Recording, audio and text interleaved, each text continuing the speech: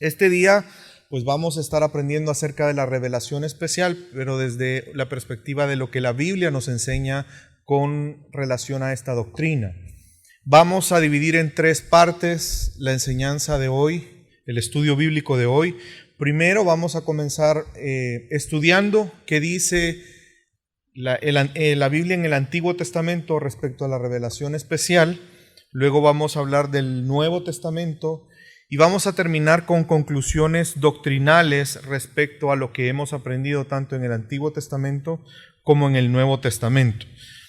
Para iniciar, hay algunas cosas que creo que es importante poder resaltar con respecto a la revelación especial. Primero es que la naturaleza de Dios presupone la existencia de la posibilidad de comunicación entre Dios y los hombres. Dios que nos creó, Él mismo estableció en nosotros esa posibilidad de comunicación y que es para nosotros una realidad hacerlo, y lo hacemos a través del lenguaje. Esa capacidad que tenemos de poder entender, tener conocimiento, pero también aportar y que ese conocimiento tenga un sentido inteligible para nosotros, es algo que Dios dotó a los seres humanos como parte de su imagen. El hecho de que Dios hable con nosotros y nosotros poder comunicarnos con Dios es algo innato en nosotros, pero a la vez es una manifestación de la imagen de Dios en nosotros. Y la Biblia manifiesta constantemente esa relación o esa comunicación relacional entre Dios y los hombres como algo completamente normal.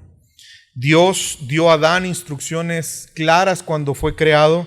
Si usted recuerda, Él le habló de sus responsabilidades, le habló de sus privilegios, y Él lo hizo con el propósito de que Adán entendiera esas indicaciones de Dios, pero que también hubiera una respuesta. Es decir, que la comunicación de Dios con los hombres siempre tiene un propósito. No es simple información. Dios habla y Dios se revela al hombre de diferentes maneras, lo vamos a ver ahora, pero lo hace con propósito. Siempre tiene un contenido racional la revelación de Dios. Dios no va a comunicarse de una manera irracional, de tal manera que nosotros como seres humanos no podamos entender el mensaje o la enseñanza que Él quiera dar. Si usted lo piensa por un momento, el mensaje de Dios siempre ha tenido un contenido racional. Él da mandamientos, Él da principios, Él da profecías de eventos venideros. Encontramos en la revelación especial relatos históricos, y todo ello tiene para nosotros un significado. La revelación en la Biblia nunca es una experiencia simplemente inefable, mística y sin contenido racional, porque la revelación especial es Dios mismo manifestándose a los hombres, es Dios mismo enseñando, manifestando su ser, su carácter y sus obras. Dios quiere que entendamos quién es Él. Dios quiere que contemplemos su carácter, sus perfecciones. Dios quiere que veamos sus obras porque sus obras hablan de quién es Él. Y es por eso que la revelación especial de Dios siempre tiene un contenido racional. Nunca ha sido algo místico e irracional. Habiendo hecho esa pequeña introducción, vamos a comenzar por lo que nos dice el Antiguo Testamento con respecto a la revelación especial. Y para eso tenemos que, vamos a hablar de las formas en que Dios se reveló en el Antiguo Testamento. Vamos a comenzar con la primera, y es la revelación por medio de la palabra de Dios. Cuando hablamos de la palabra de Dios, no piense en la palabra escrita, sino en la palabra literal de Dios, cuando Dios habló.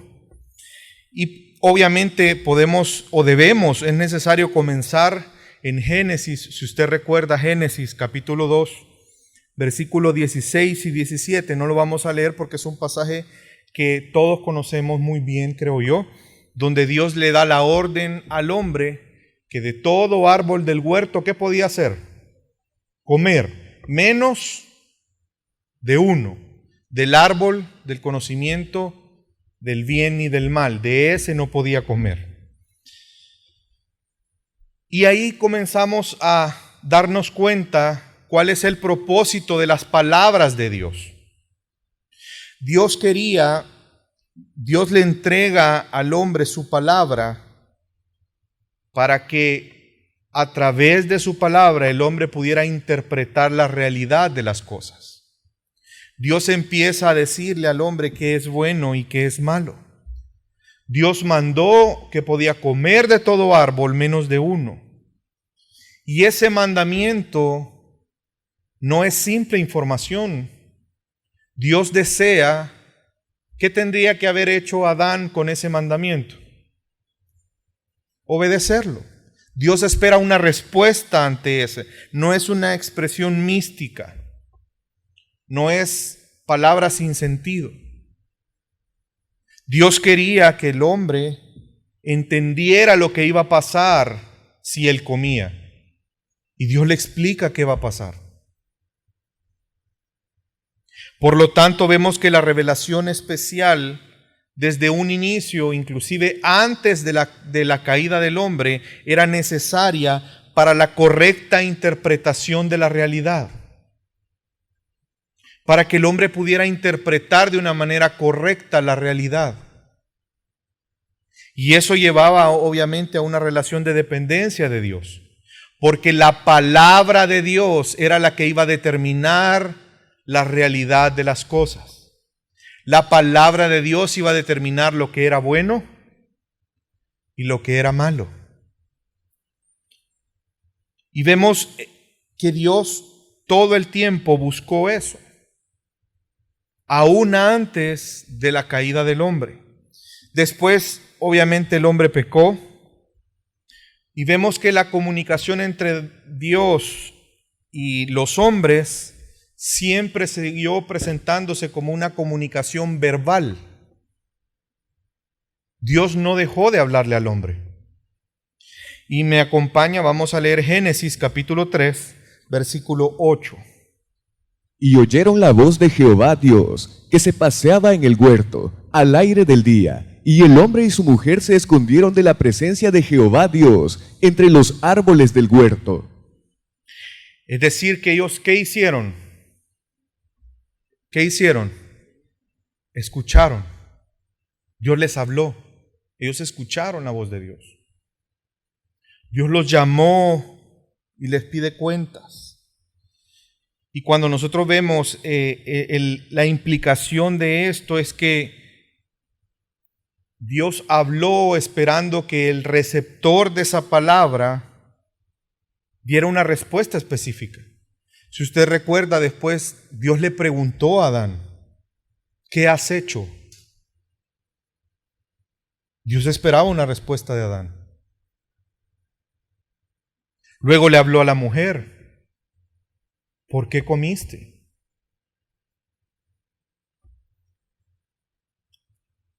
Vemos una vez más Dios hablando y manifestando una comunicación racional entre Dios y los hombres. Y este patrón es un patrón de comunicación, el cual es verbal y proposicional de Dios con los hombres. Y lo vemos en todo el Antiguo Testamento. Dice la Biblia que el Señor habló y también llamó a Noé, a Abraham, a Jacob, a Moisés, a Samuel, a David, a Job, a Isaías, a Oseas, entre otros. Dios siguió hablando, Dios siguió teniendo una comunicación con el hombre de forma verbal y con un contenido intencional. La idea de la revelación racional de que estamos hablando está contenida en la palabra dabar, que significa hablar. Es decir, que cuando nosotros vemos que en la Biblia Dios habla, es porque está habiendo una comunicación racional e intencional entre Dios y los hombres. Dios está manifestando a los hombres. Y de esta misma raíz viene el significado de la palabra como tal, la palabra. Por eso es que vemos muy usado por los profetas esta fórmula profética, así dice el Señor. ¿Usted recuerda de eso? Que eso lo encontramos en los profetas, es una fórmula muy utilizada en los profetas. Y lo que está diciendo ahí es que Dios trae una palabra a los hombres, que los hombres tienen que escuchar y entender lo que Dios quiere decirles, porque Dios quiere comunicarse con ellos, Dios quiere darles un mensaje específico. No un mensaje que no puedan entender, sino por el contrario, un mensaje que no solamente pueden entenderlo, sino un mensaje que les lleve a acciones específicas. Vemos una vez más que no es una comunicación mística e irracional. Pero también Dios se ha revelado, no solamente por su palabra, sino también se ha revelado por medio de sueños. ¿Usted recuerda a José? ¿Usted recuerda el sueño que José tuvo? ¿Qué problema le trajo ese sueño, verdad? No, en realidad era la voluntad de Dios. Usted recuerda que él le cuenta a sus hermanos el sueño. Y eso lo vemos en Génesis 37.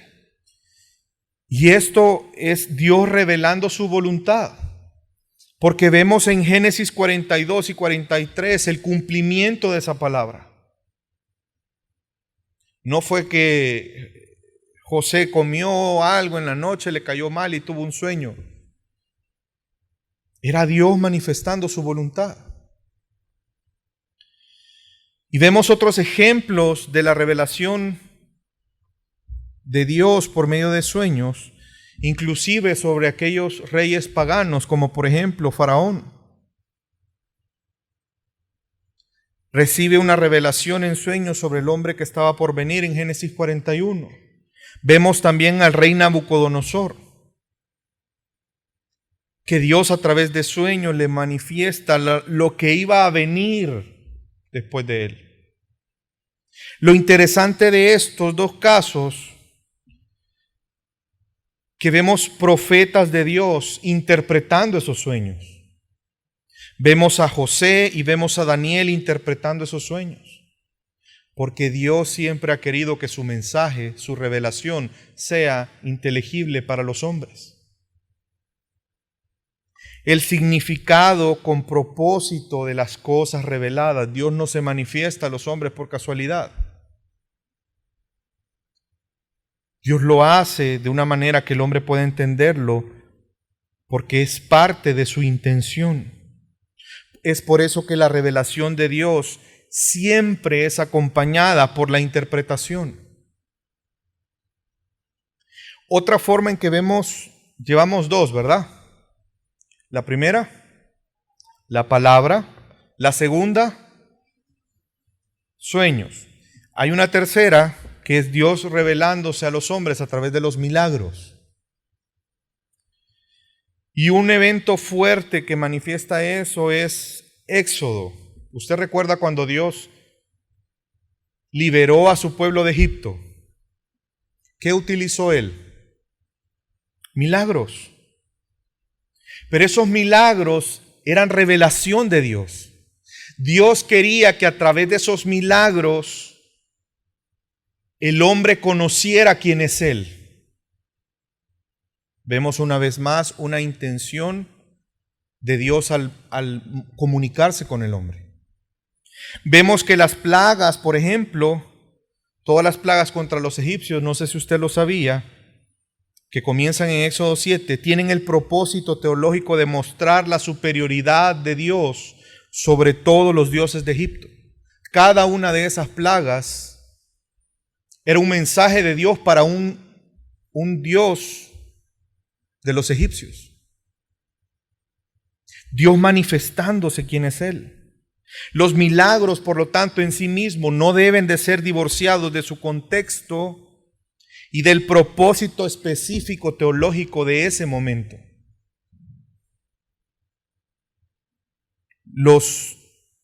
Todos los milagros no son cosas que suceden por casualidad. sino que es Dios, en la providencia de Dios. Cada milagro es una exhibición especial del poder de Dios. Cada milagro comunica algo acerca de la persona de Dios.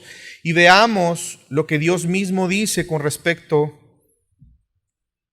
a los milagros que Él hizo para rescatar al pueblo de Egipto. Acompáñenme, vamos a leer Deuteronomio capítulo 7, versículo 17 al 19.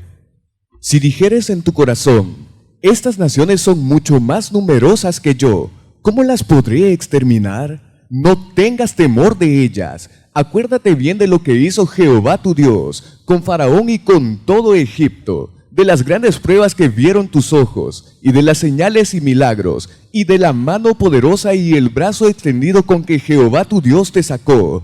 Así hará Jehová tu Dios con todos los pueblos, de cuya presencia tú temieres. No tengas temor. Recuerda quién yo soy. Recuerda esos grandes milagros que tú viste. Los milagros hablaban del poder de Dios.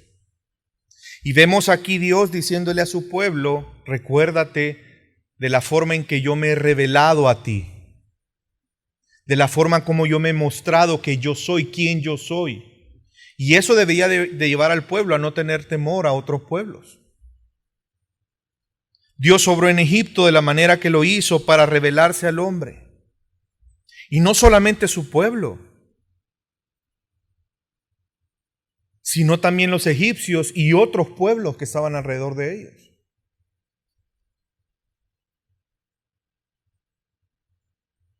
Vemos también una cuarta forma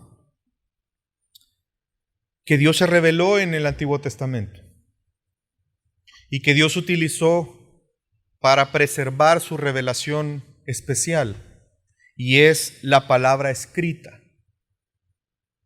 El proceso de creación de las Escrituras comienza cuando los profetas pusieron en libros lo que Dios había revelado.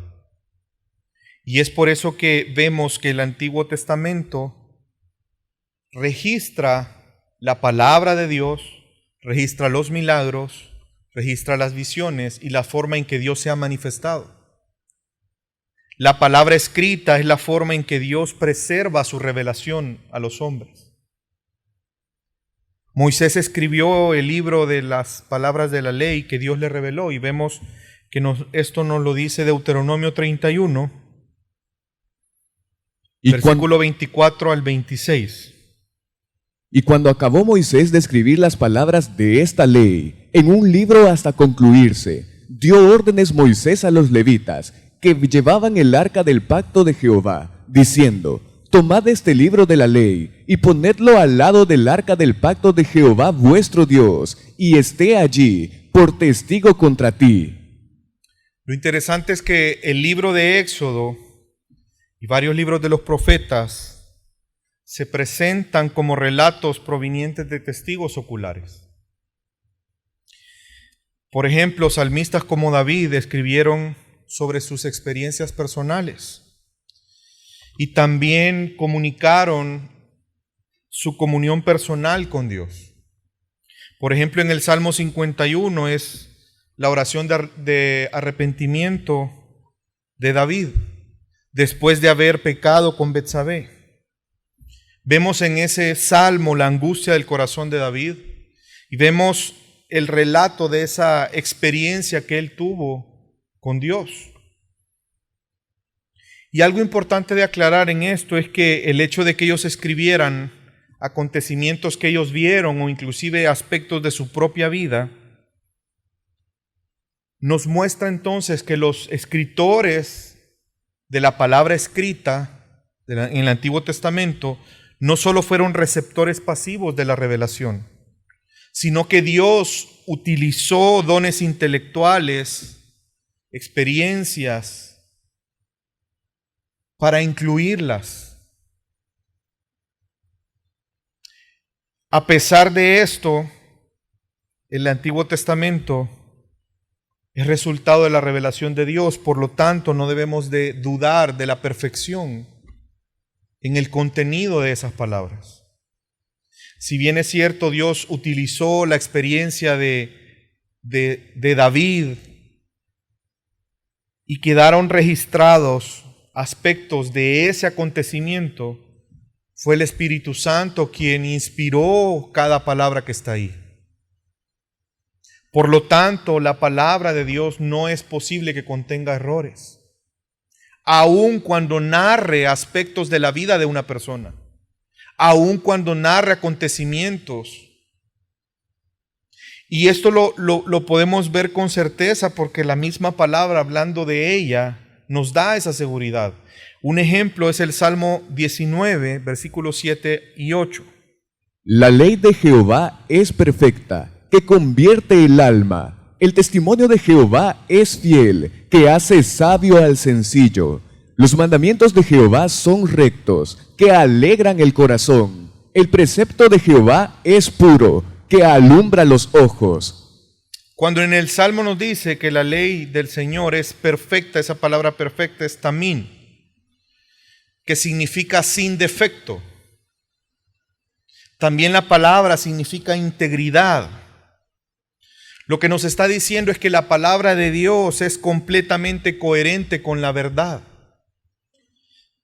Y esta es una cualidad porque toda la palabra de Dios, ya sea hablada o escrita, proviene de Dios mismo. Y es por eso que es perfecta. Y es por eso que la palabra de Dios tiene la capacidad de transformar la vida de las personas. Porque su origen es Dios mismo. Nos dice en este hermoso salmo que la ley o la palabra de Dios nos sirve para revigorizar el alma. Hace sabio a los inexpertos. Da alegría al corazón, trae luz a los ojos. Por lo tanto, esa palabra debe de ser para nosotros más deseable que oro y más dulce que la miel. Es la palabra de Dios la que nos guarda del error. Es la palabra de Dios la que nos guarda de pecar. En mi corazón he guardado tus dichos para no pecar contra ti. Mientras el Antiguo Testamento afirma la veracidad de la revelación de Dios por medio de los profetas, también nos dice que no toda revelación sobrenatural debe de ser aceptada. En Deuteronomio 18, el pueblo de Dios fue instruido por Dios a rechazar toda revelación que viene a través de la adivinación y de profecías falsas. Ojo, no todo aquello que parezca sobrenatural significa que es verdadero. Y en el texto, en Deuteronomio 18, coloca la adivinación en el mismo contexto de la brujería y del sacrificio humano, como prácticas de ocultismo y por lo tanto son condenables delante de Dios.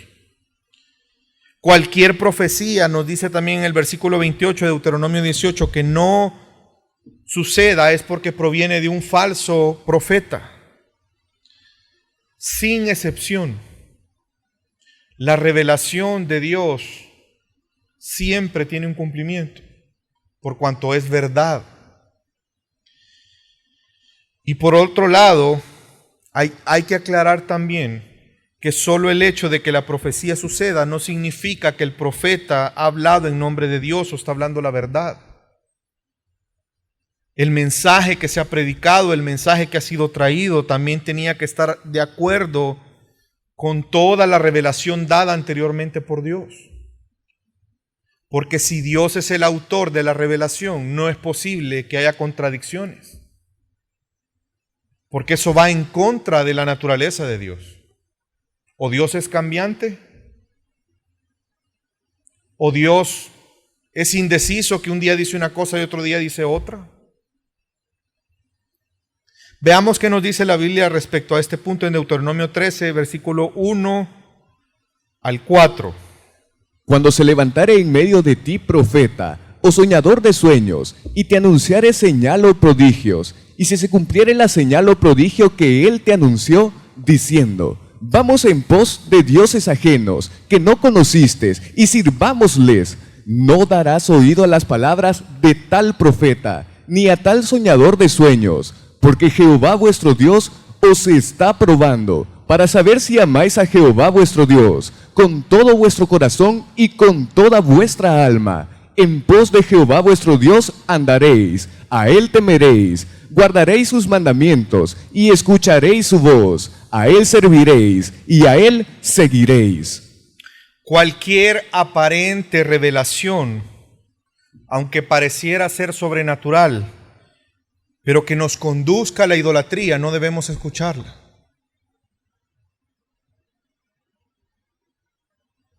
Como por ejemplo el humanismo.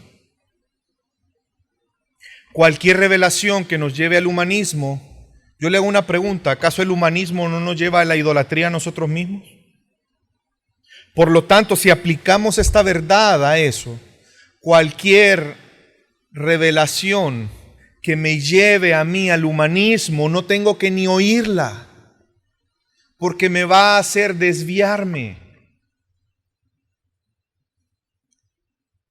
Y con esto concluimos las formas en que Dios trajo su revelación especial en el Antiguo Testamento. Hagamos un breve repaso. ¿Cuál fue la primera que dijimos? La palabra, literal, la palabra de Dios. La segunda, los sueños. La tercera, milagros. Y la cuarta, la palabra escrita, ¿verdad? Que esta palabra escrita contiene la palabra, lo que Dios ha hablado, contiene milagros y contiene los sueños también, es decir, toda la revelación especial de Dios, con el objetivo de preservarla. Vamos ahora entonces a el Nuevo Testamento. En el Nuevo Testamento, de igual manera, vemos formas en que Dios se reveló al hombre, y aquí vemos una manera muy especial de hacerlo. Y la primera que vamos a estudiar es la revelación por medio de su Hijo. En el Nuevo Testamento inicia una fase inédita de la revelación de Dios. Y es la presencia del propio Dios encarnado en Cristo Jesús. Dios se hizo hombre y se reveló a los hombres de esta manera. Jesús afirmó él mismo ser la revelación de Dios. ¿Usted recuerda cuando Felipe le dice, muéstranos al Padre? Queremos conocer al Padre. ¿Por qué no nos enseñas al Padre? Veamos lo que le dice Juan 14, vamos a leer del versículo 7 al 9.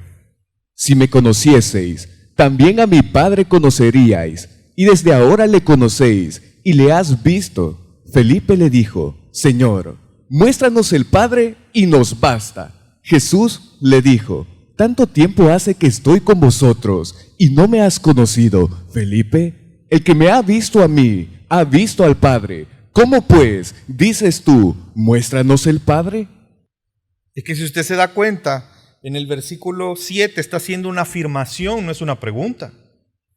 Si me conocieseis, también a mi Padre conocerías. Esa es una verdad.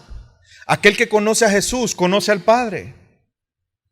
Y viene Felipe y le dice, ay, por cierto, ¿por qué no nos presentas al Padre? ¿No escuchás lo que te estoy diciendo? Tanto tiempo estoy con vosotros y todavía no me has conocido, Felipe. Lo que le está diciendo es que si tú me decís que querés conocer al Padre, es porque me querés conocer a mí.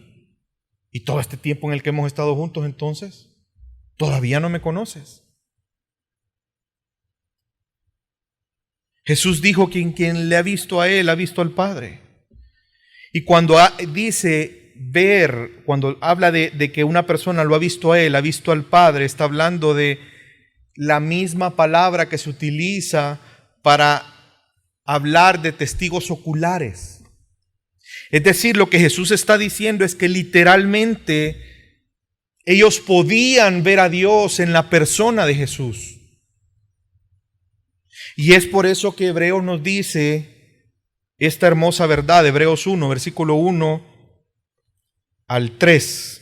Dios, habiendo hablado muchas veces y de muchas maneras, en otro tiempo a los padres por los profetas, en estos postreros días nos ha hablado por el Hijo, a quien constituyó heredero de todo, y por quien asimismo hizo el universo, el cual, siendo el resplandor de su gloria, y la imagen misma de su sustancia, y quien sustenta todas las cosas con la palabra de su poder, habiendo efectuado la purificación de nuestros pecados, por medio de sí mismo, se sentó a la diestra de la majestad en las alturas. Dios ha hablado muchas veces. Dios les ha hablado a través de los profetas. Pero ahora Dios está hablando a través de su Hijo, quien es el resplandor de su gloria y la imagen misma de su substancia. La plenitud de Dios estaba en Cristo Jesús, ese Cristo encarnado. Podemos entender entonces que el Hijo es la imagen exacta del Padre. Es la esencia del Padre, es igual en esencia. Y vemos que el conocimiento de Dios, como lo hemos venido mencionando, es racional, pero sobre todo es personal.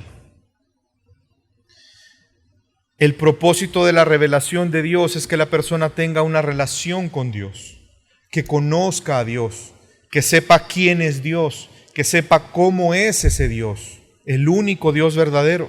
Y para cumplir ese propósito, Dios se reveló supremamente o de una manera plena a través de su Hijo, a través de Cristo Jesús. La revelación de Dios en Cristo y la encarnación de Dios en la persona de Cristo son los dos lados de la misma moneda. Jesús reveló el carácter de Dios por su carácter.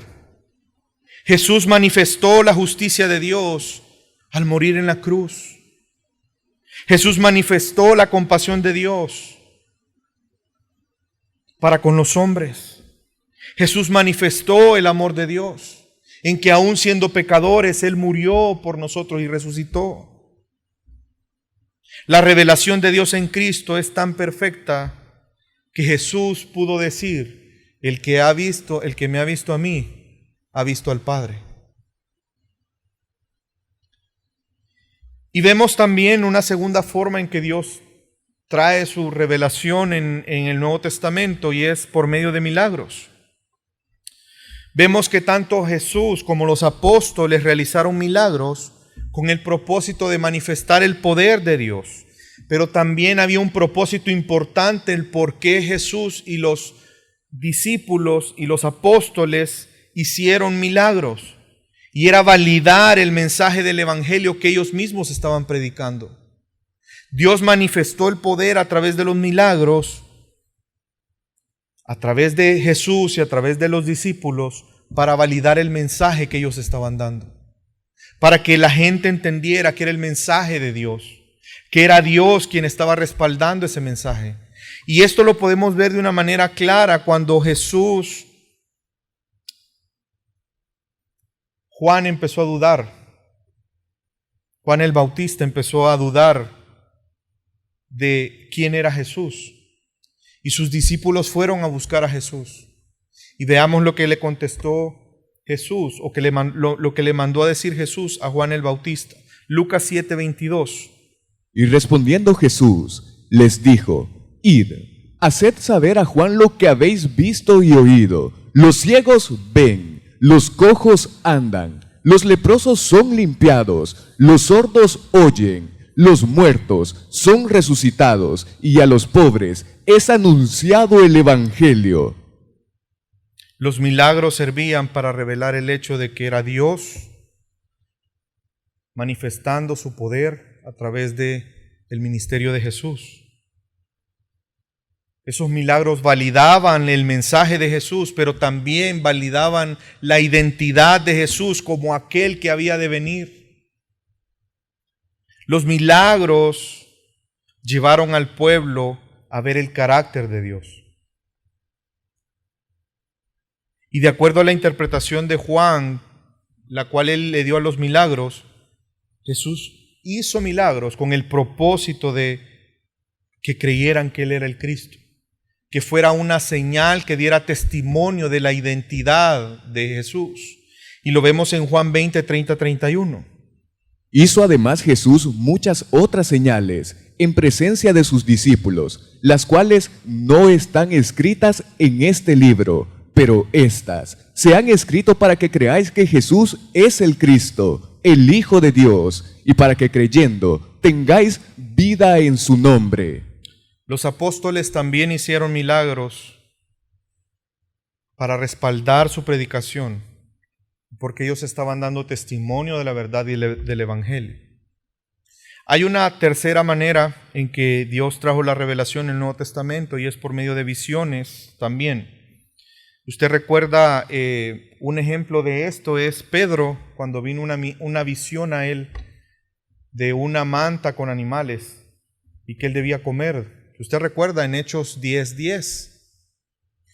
Y vemos que la Biblia nos dice que le sobrevino un éxtasis, el cual obviamente era Dios a través de una visión dándole un mensaje claro. Y esa visión tenía un contenido racional para Pedro. Y era porque le estaba preparando para el encuentro que él iba a tener con Cornelio. Él vio varios animales, oyó el mandamiento de matar y comer.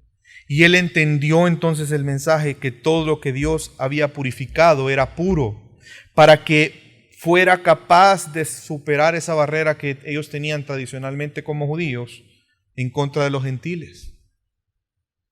De hecho, si usted sigue leyendo en Hechos 10, dice que se asombraron cuando Cornelio, creyendo, vino sobre él el Espíritu Santo. Dios tuvo que a través de esta visión hablar a Pedro para que él pudiera cumplir ese mandato que él le había dicho desde antes. Id y haced discípulos a todos los judíos. Ese era el mandato. A todas las naciones. Vemos el apóstol Juan también, quien a través de una visión, registra la revelación en Apocalipsis. Por lo tanto, podemos concluir que la revelación especial vino a través de los profetas, de Cristo Jesús y de los apóstoles. La persona de Dios es revelado y esa revelación siempre contiene una información racional acerca de quién es Dios, acerca de sus propósitos y acerca de su obra. Pero ¿cuál es la naturaleza de la revelación especial en las Escrituras? Pues toda la revelación viene de Dios, de la boca de Dios. Y vemos que hay un patrón. Por ejemplo, Jesús, cuando fue tentado, usted se recuerda, por Satanás.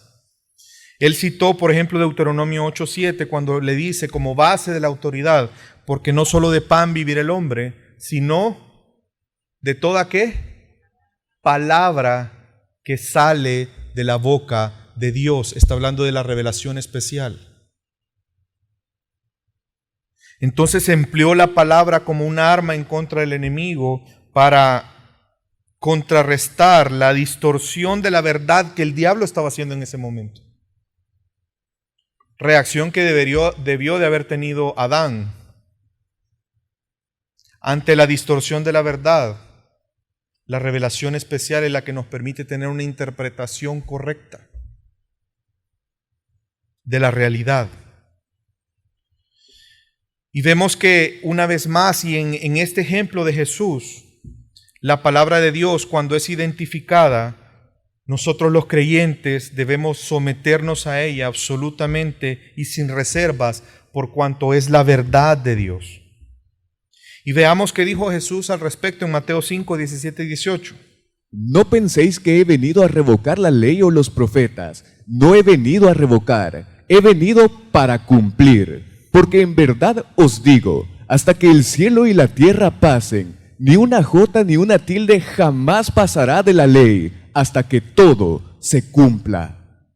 Aun cuando la palabra ley que es nomos, funciona como una palabra para describir el Pentateuco, en realidad, si lo tomamos en un sentido general, se refiere a todas las Escrituras. Y en este sentido se entiende que el Antiguo Testamento es perfecto y todas sus afirmaciones son verdaderas, por lo tanto es inerrante, no tiene error porque procede de Dios mismo. Y vamos a terminar con la última revelación o forma de revelación de Dios en el Nuevo Testamento, que al igual que en el Antiguo Testamento es la revelación de la palabra escrita. Y vamos a leer un pasaje con el que terminamos la semana pasada, 2 Timoteo 3, 16, 17. Toda la Escritura es inspirada por Dios y útil para enseñar, para redarguir, para corregir, para instruir en justicia, a fin de que el hombre de Dios sea perfecto, enteramente preparado para toda buena obra. Vemos que la intención en este pasaje es mostrar la suficiencia de las Escrituras para la salvación, pero también para la vida cristiana, la vida en Cristo. Y toda Escritura se entiende o se debe entender a todo la palabra revelada por Dios. Y toda esa palabra es inspirada. Y el propósito de esa inspiración es dar a conocer a Dios mismo. La palabra inspiración significa, se podría traducir como soplada o respirada por Dios. En sentido literal, lo que nos está diciendo es que todas las Escrituras, la fuente es Dios mismo. Es Dios quien las inspiró, por lo tanto no puede haber error, porque en Dios no hay mentira ni error. Y Dios inspiró de forma verbal, es decir, doctrinalmente se le conoce como verbal y plenaria. Dios inspiró cada palabra, cada letra, pero también el sentido completo de lo que las Escrituras contienen. Hay personas que piensan que solo en las porciones de la Biblia donde Dios literalmente está hablando es palabra de Dios. Pero todos los acontecimientos históricos, todo lo que pasó, algunos piensan que eso no es palabra de Dios, cuando en realidad toda la Escritura es inspirada por Dios. Si no, póngase a pensar en los apóstoles, de todo lo que ellos vieron, escucharon y todas las enseñanzas. ¿Por qué escribieron lo que escribieron? ¿Acaso no hubieran podido escribir más de lo que escribieron? ¿Acaso no hubieran podido escribir otras cosas que no escribieron? Claro que sí. ¿Pero por qué no lo hicieron? Porque todas las Escrituras son inspiradas por Dios. Y por eso quiero dar una definición, o vamos a utilizar una definición de un diccionario respecto a qué es la inspiración.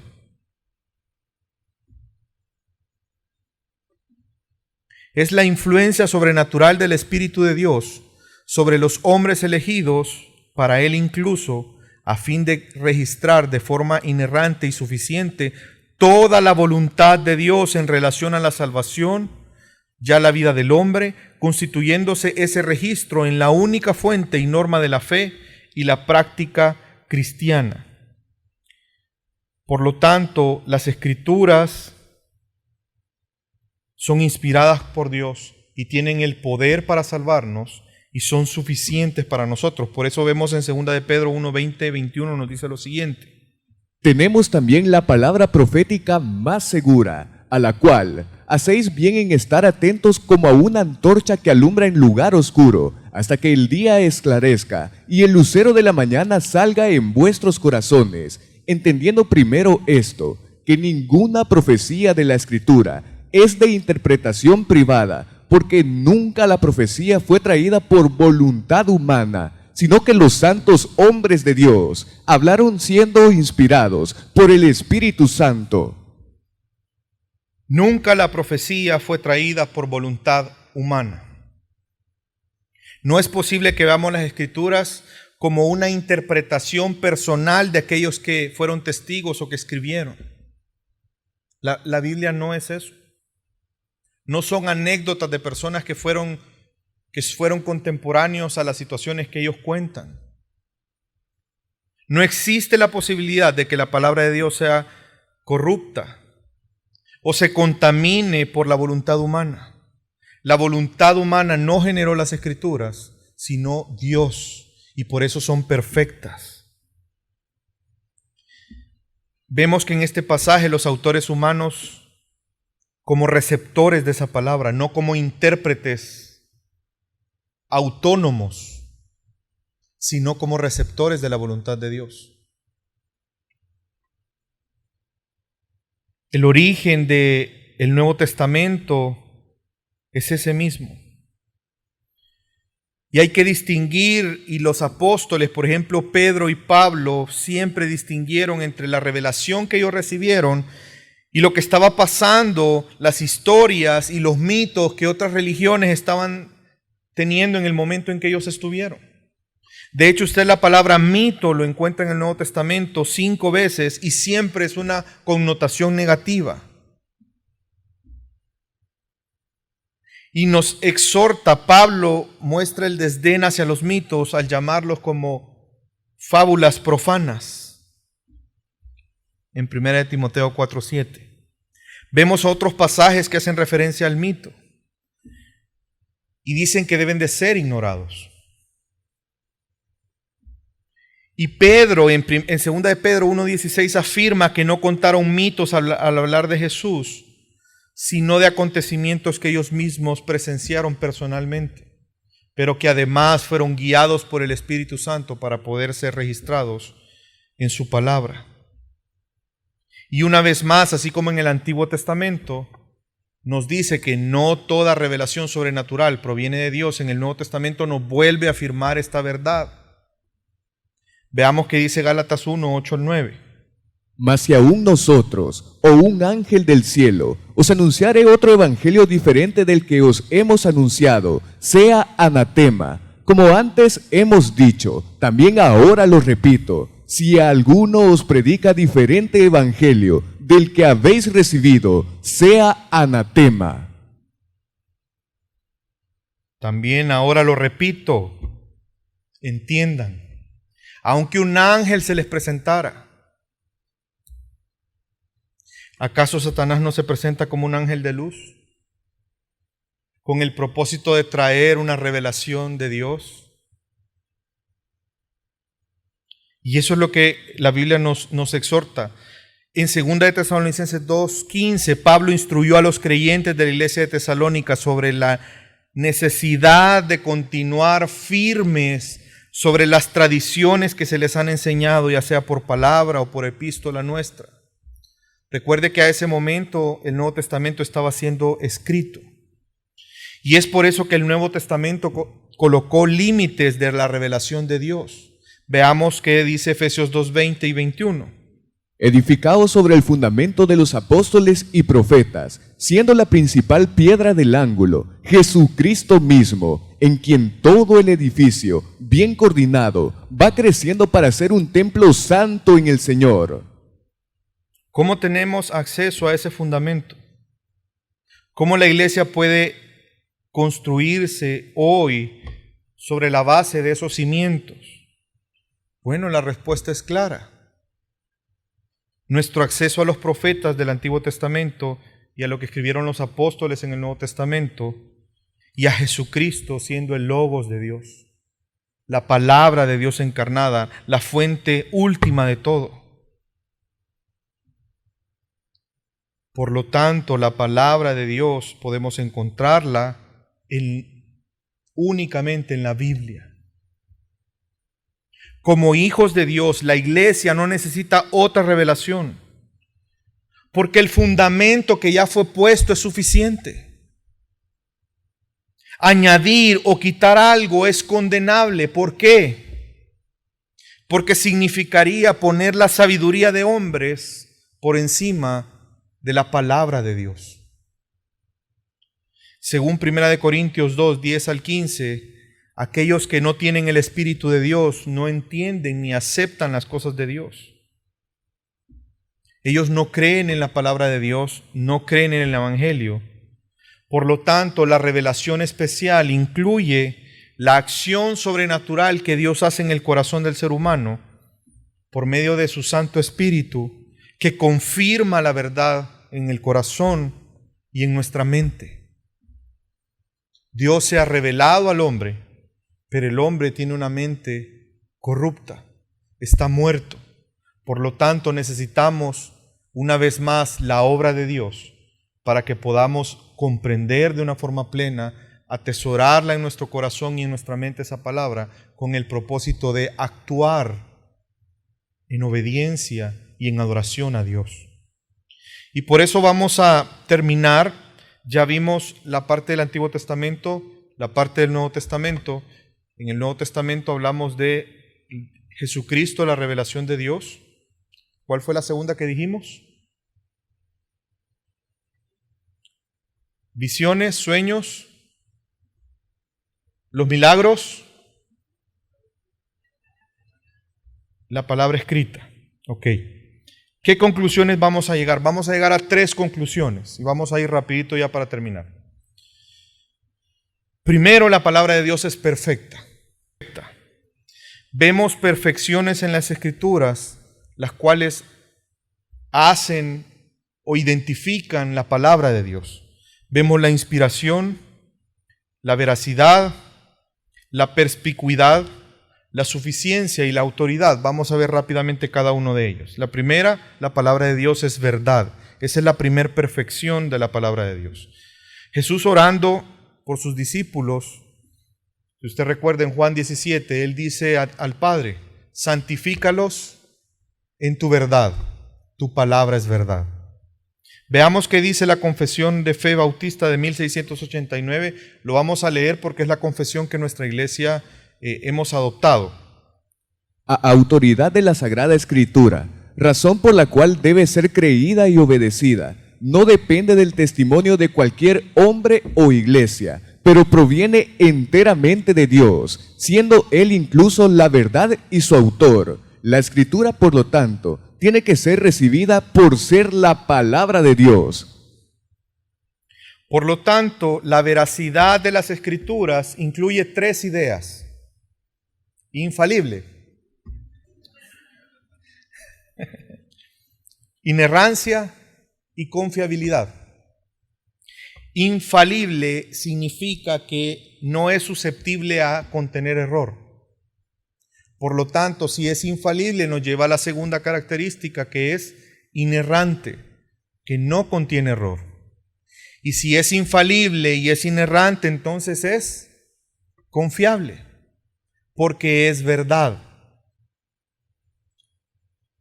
La veracidad de la Biblia incluye los siguientes puntos. ¿Por qué la Biblia es veraz? Primero, porque el origen de la Biblia no es el hombre, sino Dios mismo, y por lo tanto no puede contener errores. Segundo, Jesús enseñó que la palabra de Dios, las Escrituras, no pueden equivocarse. Son verdad. Tercero, Dios, aunque usó métodos para revelar la Escritura, los autores fueron partícipes del proceso, pero Dios controló a través de su Santo Espíritu ese proceso. Y cuarto, Dios supervisó lo que fue escrito, inspiró las palabras y preservó las Escrituras de cualquier error. Yo no sé si usted lo sabía, y es algo que probablemente lo desarrollemos la próxima semana. Si hoy en día destruyeran la Biblia como libro, se puede volver a reconstruir con todas las referencias que hay en otros libros. Han tratado de destruir la Biblia en diferentes ocasiones y nunca han podido, porque es la palabra de Dios quien Dios se encarga de preservarla. Segundo aspecto de las perfecciones de Dios, la perspicuidad de las Escrituras. Este es un principio que vino de la Reforma y habla de una de las perfecciones de las Escrituras. ¿Y qué significa esto? Es que el propósito de las Escrituras es revelar a Dios. Por lo tanto, si ese es el propósito, Dios mismo va a hacer que esa revelación sea entendible para el hombre. El mensaje de la Biblia no es algo esotérico, no es algo que debe de ser establecida una interpretación privada, como lo hicieron en algún momento en la Iglesia Católica Romana. No hay necesidad, por tanto, de intérpretes, no hay necesidad de tradiciones extrabíblicas para que podamos entender el significado de la Biblia. La tercera perfección es la suficiencia de las Escrituras. Y esta sigue obviamente a la inerrancia y a la perspicuidad de las Escrituras. La palabra de Dios es suficiente. Y esta suficiencia es, si algo resume la suficiencia de las Escrituras, es un lema que surge en la Reforma, y es la sola Escritura. La Escritura, la palabra de Dios es suficiente. Es adecuada y competente para salvarnos, pero también para instruirnos en la verdad, para enseñarnos la verdad y para que podamos obedecer a esa verdad. Veamos qué dice la Confesión de Fe Bautista de 1689 al respecto.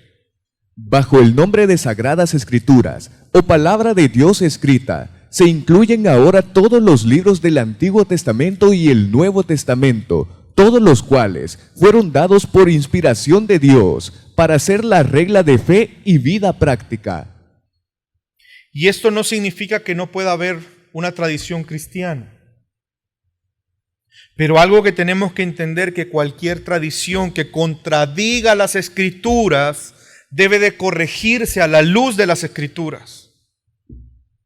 La tradición, por lo tanto, no debe ser aceptada como una revelación, porque no es palabra de Dios, sino como el intento del hombre por interpretar la revelación que encontramos solo en la Biblia. Las Escrituras son suficientes y no hay necesidad de nuevas revelaciones. Después de la época de los apóstoles, el proceso de inspiración y revelación que produjo las Escrituras terminaron. El canon de las Escrituras está cerrado. Hablamos de la primera conclusión. ¿Cuál es la primera conclusión? La palabra de Dios es perfecta. Vamos con la segunda, rápidamente. La revelación especial tiene un propósito. Esa es la segunda verdad que podemos aprender. La Escritura no tiene como propósito la enseñanza de la biología, de la botánica, de la astronomía. Si usted va a la Biblia intentando aprender astronomía o cualquier otra ciencia, mejor busque otro lugar. El propósito de la Biblia no es darnos información. El propósito de las Escrituras es manifestar a Dios. Por eso la Biblia es el testimonio de Jesús, porque la Biblia habla de Jesús por cuanto Jesús es Dios. Yo no puedo tomar la Biblia para usarla como un manual, como una fuente de información. La Biblia se nos fue dada para tener un encuentro con Dios, para conocer a Jesús. Y si yo conozco a Jesús, entonces voy a conocer ¿a quién? A Dios. El propósito de la revelación no es dar información. La finalidad de la revelación es la redención. ¿Por qué Dios no se quedó con la revelación general a través de la naturaleza? ¿Por qué Dios trajo una revelación especial? Porque como Pablo le recuerda a Timoteo, que leímos el pasaje, la sabiduría nos puede, la palabra de Dios nos puede hacer sabios, darnos sabiduría para la salvación. Pero también tiene el propósito de conformarnos a la imagen de Cristo, para que podamos glorificar a Dios con nuestra vida. Y tercera conclusión doctrinal, es que las Escrituras son fuente de vida para el cristiano y para la iglesia. Esas perfecciones de las cuales ya hablamos dotan a la Escritura con la capacidad de transformar la vida de las personas. Por lo tanto, la Biblia siempre permanece como una autoridad final en todas las cuestiones de fe y práctica para nosotros como hijos de Dios, como lo menciona la Confesión de Fe Bautista de 1689. El juez supremo, por el cual todas las controversias religiosas deben ser resueltas y todos decretos y concilios, todas las opiniones de escritores antiguos y doctrinas de hombres deben ser examinadas, y los espíritus probados no puede ser otro que la Sagrada Escritura, entregado por el Espíritu Santo. Nuestra fe recurrirá a la Escritura para la decisión final. Si por un lado la revelación especial ya cerró, el canon está cerrado. Por otro lado, Dios continúa hablando, pero lo hace a través de su palabra. El Espíritu Santo nos ilumina para que podamos entender su palabra. Es que yo quiero que Dios me hable. ¿Usted ha escuchado esa frase? Es que Dios no me ha hablado. ¿Dios no nos ha hablado o nosotros no hemos ido a su palabra? Dios ya nos habló. Todo lo que necesitamos saber, todo lo que necesitamos entender, todo lo que necesitamos creer, está aquí en su santa palabra. Dios se ha revelado a nosotros a través de su palabra. ¿Quiere conocer la voluntad de Dios? Escudriñe las Escrituras. Y ahí va a tener un encuentro con Jesús. Y vamos a conocer a Dios. Dios sigue hablando a nuestros corazones. Y lo hace a través de su palabra. El testimonio de su Espíritu confirma no solo en nosotros la salvación, confirma la verdad de las enseñanzas de las Escrituras. Nosotros podemos seguir siendo instruidos por Dios de manera personal, pero siempre a la luz de las Escrituras. Veamos qué dice la Confesión Bautista al respecto. Todo el consejo de Dios, concerniente a todas las cosas necesarias para su propia gloria, para la salvación del hombre, la fe y la vida, está expresamente declarado o necesariamente contenido en la Sagrada Escritura. Las Escrituras tienen poder para perfeccionar al cristiano en su vida. Las Escrituras pueden hacerte sabio para la salvación. La Biblia es suficiente para llevar a la persona a la salvación y para calificarla para hacer toda buena obra que como hijos de Dios debemos de hacer. Y para concluir, quisiera terminar leyendo un salmo. Ya leímos una parte, pero quisiera que lo leyéramos de nuevo. Y veamos y recordemos, y espero que atesoremos en nuestro corazón lo hermoso, lo perfecto, lo suficiente que es la palabra de Dios para cada uno de nosotros. Salmo 19, versículos 7 al 10. La ley de Jehová es perfecta, que convierte el alma. El testimonio de Jehová es fiel, que hace sabio al sencillo. Los mandamientos de Jehová son rectos, que alegran el corazón. El precepto de Jehová es puro, que alumbra los ojos. El temor de Jehová es limpio, que permanece para siempre. Los juicios de Jehová son verdad, todos justos. Deseables son más que el oro, y más que mucho oro afinado, y dulces más que miel, y que la que destila del panal.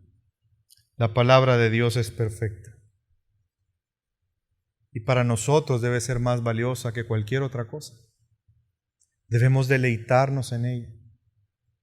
Sus mandamientos no son gravosos. Dios ha manifestado su amor a través de la palabra. ¿Qué necesidad tiene Dios de darse a conocer a nosotros? ¡Qué bueno es Dios! ¡Qué bueno es Dios que ahora podemos conocerle! Y Él ha hecho todo lo necesario para que usted y yo podamos entrar confiadamente ante el trono de la gracia, a través de Cristo Jesús, el Logos encarnado. Vamos a orar.